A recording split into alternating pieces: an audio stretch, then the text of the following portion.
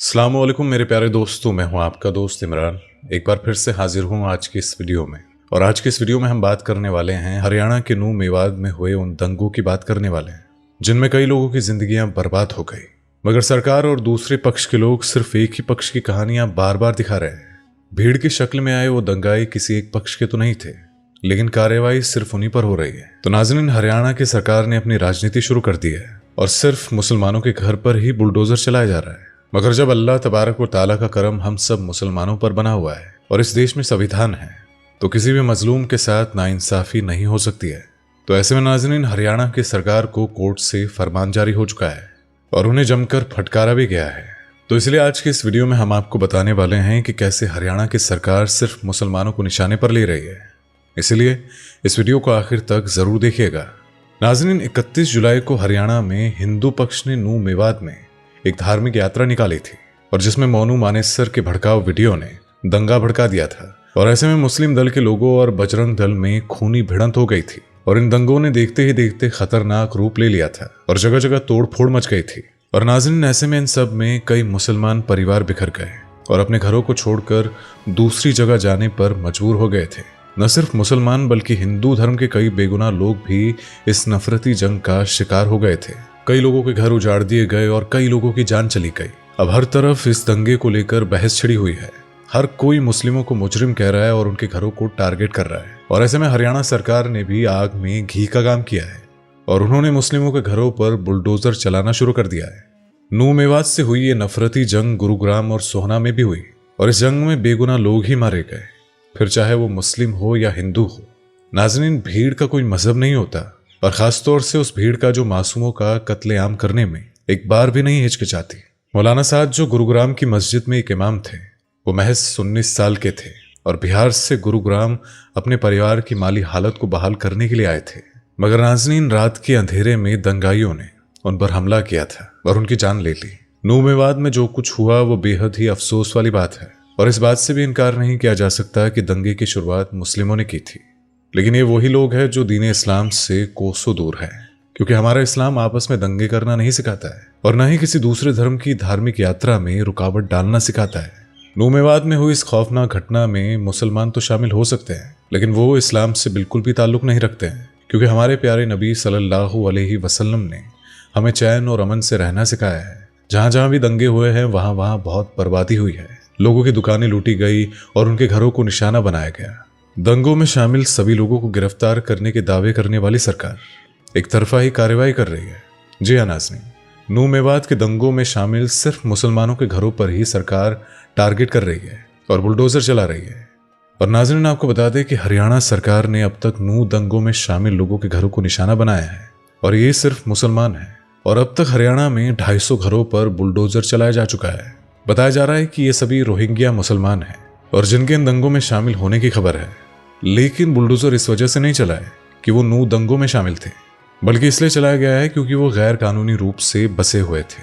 और नाज़रीन, सरकार को दंगों के बाद ही मालूम होता है कि किसका घर या दुकान गैर कानूनी तौर से बनी है और लाजमी है कि उससे पहले सरकार नींद में होती है।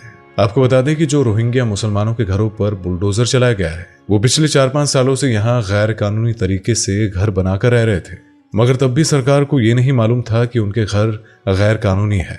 और ये रोहिंग्या मुसलमान बांग्लादेश से ताल्लुक रखते हैं। जब से इन मुसलमानों का नाम नूह मेवात दंगों में सामने आया है, इनके घरों की तहकीकात की गई है और ये पाया गया है कि इनके घर गैर कानूनी तरीके से बने हुए हैं। लिहाजा इसी वजह से सरकार ने इनके घरों पर बुलडोजर चला दिया है। दंगों के बाद से लेकर अब तक हरियाणा के तकरीबन 5 जिलों में 93 FIR हुई है और 176 लोगों की गिरफ्तारी की गई है। और इस नफरती जंग को अंजाम देने वाले लोग तो अब भी पुलिस की गिरफ्त से बाहर है। हम यहाँ पर किसी को सही नहीं ठहरा रहे हैं, लेकिन जिस तरह से सरकार काम को अंजाम दे रही है और मुस्लिमों के घरों पर बुलडोजर चला रही है, उससे साफ जाहिर होता है कि वो एक पक्ष को खुश करने के चक्कर में बेगुनाहों का घर निस्तो नाबूद करने से बाज नहीं आ रही है। हरियाणा सरकार ने अपने बेतुके बयानों के चलते भी खूब सुर्खियां बटोरी है। हरियाणा सरकार के मुख्यमंत्री मनोहर लाल खट्टर ने कहा है कि सरकार हरियाणा के एक शख्स की हिफाजत के लिए पुलिस तैनात नहीं कर सकती है और उनके इस बयान के बाद से लोगों में काफी गुस्सा है। एक तरफा इस कार्यवाही पर आखिरकार कोर्ट ने बीच में आकर सरकार को खूब खरी खोटी सुनाई है और उनके एक्शन प्लान पर भी सवाल उठाया है। नाज़रीन, हरियाणा के नूह मेवात में 31 जुलाई को हुए दंगों के बाद हरियाणा की सरकार ने जिस तरह से एक्शन लेना शुरू किया था उस पर हरियाणा और पंजाब हाई कोर्ट ने सवाल खड़े कर दिए हैं और उनसे जवाब तलब किया है। और सिर्फ मुसलमानों के घरों को निशाना बनाने के लिए सरकार को हाई कोर्ट से लताड़ भी पड़ी है। सरकार जिस तरह से मुसलमानों के घरों को तोड़ रही थी उस पर भी कोर्ट ने रोक लगा दिया है और बुलडोजर को रोक दिया गया है। एक तरफ जहां राजनीति दांवपेच लगाकर लोग अपने मतलब को पूरा करने के लिए हरियाणा को दंगों के हवाले कर रहे हैं, तो वहीं दूसरी तरफ हरियाणा के जाट भाइयों ने मुसलमानों के आगे आकर आवाजें उठाई हैं और इन दंगों का सहारा लेकर मुसलमानों पर निशाना साधने वालों की खूब चुटकी ली है। नाज़रीन, आपको बता दें कि जाट भाइयों ने साफ कहा है कि हरियाणा की एकता को कोई भी खराब नहीं कर सकता है। इसके अलावा नाज़रीन, मेवात के जाटों ने अपनी पंचायत में ये भी कहा है कि मोनू मानेसर की वजह से ही ये दंगे हुए थे और उसके खिलाफ सरकार को कुछ करने की जरूरत है। लेकिन सरकार तो यहाँ पर हरियाणा का माहौल खराब करने में लगी हुई है और दंगों की जानकारी सरकार को पहले से थी, लेकिन बावजूद इसकी कि कोई भी सख्त कदम नहीं उठाए गए और पुलिस फोर्स का भी इन दंगों को भड़काने में हाथ रहा है।